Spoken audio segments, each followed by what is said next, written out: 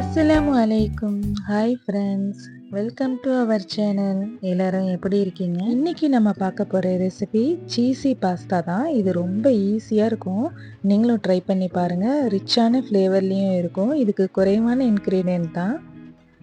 இந்த ரெசிபியை செய்கிறதுக்கு முன்னாடி எங்கள் சேனலை சப்ஸ்கிரைப் பண்ணலைன்னா சப்ஸ்கிரைப் பண்ணுங்கள். மறக்காமல் பெல் ஐக்கானை கிளிக் பண்ணுங்கள். அப்போ தான் நாங்கள் போடுற வீடியோ உங்களுக்கு உடனே நோட்டிஃபிகேஷன் வரும். இப்போ வாங்க எப்படி செய்யலான்னு பார்க்கலாம். ஃபஸ்ட்டு 3 டேபிள் ஸ்பூன் ஆயில் விட்டுக்கோங்க. 10 பூண்டு சின்னதாக நறுக்கி வச்சுருக்கிறேன், அதையும் போட்டுக்கோங்க. ஒரு வெங்காயம், பெரிய சைஸ் வெங்காயம் வந்து சின்னதாக நறுக்கி வச்சுருக்கிறேன், அதையும் போட்டுக்கலாம். நல்லா வதக்கிக்கலாம். இந்த ரெசிப்பியை நீங்கள் ஈவினிங் ஸ்நாக்ஸாகவும் பிள்ளைங்களுக்கு செஞ்சு வைக்கலாம், இல்லைன்னா மார்னிங் பிரேக்ஃபாஸ்ட்டாகவும் செய்யலாம்.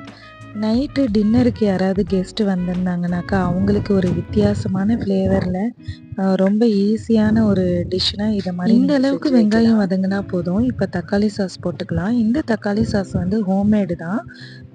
இந்த தக்காளி சாஸ் எப்படி செய்கிறதுன்னு தெரிஞ்சுக்கணுன்னா கண்டிப்பாக கமெண்ட் பண்ணுங்கள். நான் இனி வரக்கூடிய வீடியோவில் நான் போடுறேன். இப்போது 1 ஸ்பூன் மிளகாய் தூள் போட்டிருக்கேன், 1/2 ஸ்பூன் வந்து மிளகுத்தூள் போட்டிருக்கேன். நல்லா மிக்ஸ் பண்ணிக்கோங்க. தேவையான அளவு உப்பு போட்டுக்கோங்க.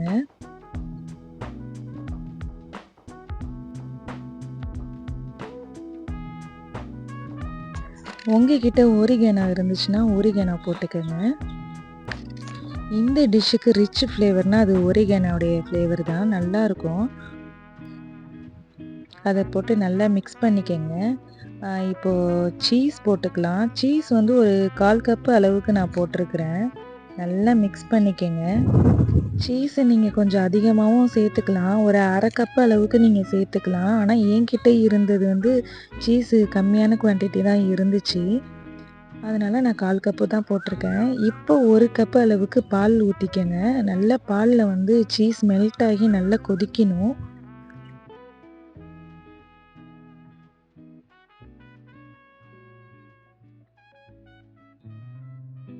பால் நல்லா கொதிச்சோன்னே வேக வச்சுருக்கிற மக்ரோனியை போட்டுக்கலாம். இது உப்பு போட்டு வேக வச்சுருக்கிறேன். இதை நல்லா மிக்ஸ் பண்ணிக்கங்க. அந்த சீஸி பாலோட நல்லா மிக்ஸ் ஆகணும். வாரத்தில் ஒரு முறையாவது இந்த மாதிரி வித்தியாசமான சாப்பாடு பிள்ளைங்களுக்கு செஞ்சு தாங்க. பிள்ளைங்களுக்கு ரொம்பவே பிடிக்கும், ரொம்பவே ஆசைப்பட்டு சாப்பிடுவாங்க.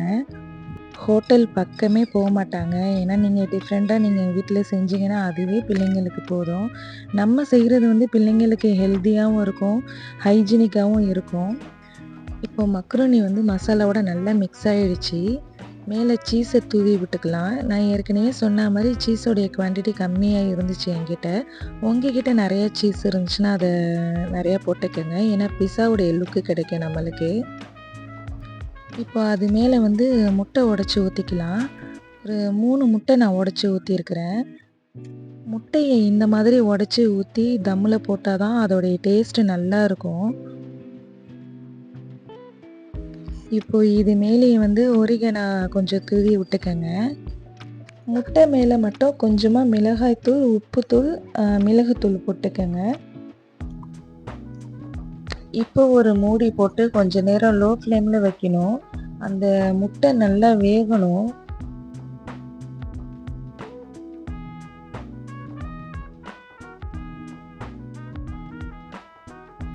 ஒரு 5 நிமிஷத்துக்கு பிறகு நீங்கள் மூடியை ஓப்பன் பண்ணி பாருங்கள். முட்டை வெந்துருச்சான்னு பார்த்துக்கிட்டு அடுப்பை ஆஃப் பண்ணிவிடுங்க.